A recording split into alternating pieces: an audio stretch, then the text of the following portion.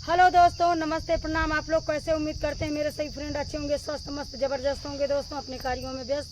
तो दोस्तों, थोड़ा सा कीमती समय निकाल कर आप लोग बहुत ही सुंदर लेकर आई हूँ कजरी गीत धमाकेदार। आप लोग फुल सपोर्ट करना दोस्तों। राधा और कृष्ण के ऊपर कजरी गीत है। सावर श्याम खड़े बसवरिया कहिया सावर श्याम खड़े बसवरिया कहिया बुरा धरनिया सावर श्याम खड़े बसवरिया कहिया बुरा धरनिया दूध दहिया माखन कब लईबू दूध दहिया माखन कब लईबू दूध दहिया माखन कब लईबू कहिया अइबू राधा रानिया ना कहिया अइबू राधा रानी सावर श्याम खड़े बसवरिया कहिया अइबू राधा रानिया ना कहिया अइबू राधा रानिया ना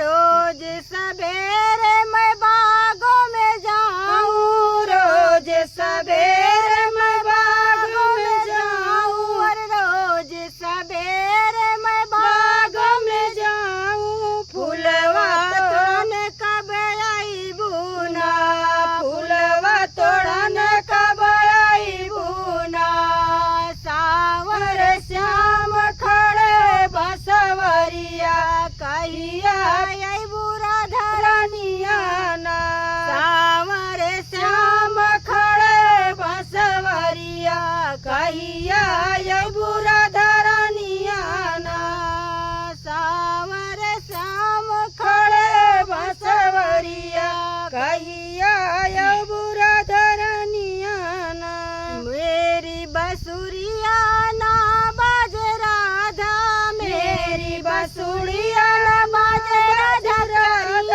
मेरी बसुरिया ना बाजे राधा मेरी बसुरिया ना बाजे राधा प्यारिया मेरी बसुरिया ना बाजे राधा प्यारिया छन छन अपनी बजा दो पयलिया कहिया अइबू राधा रानिया ना छन छन अपनी बजा दो पयलिया कहिया अइबू राधा रानिया ना सावर श्याम खड़े हो बसवरिया कहिया अइबू राधा प्यारी ना सावर श्याम खड़े हो बसवरिया कहिया अइबू राधा प्यारी ना कहिया अइबू राधा प्यारिया ना।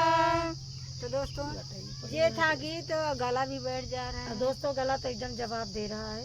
तो नेक्स्ट वीडियो में मिलेंगे आप सबसे। Bye by.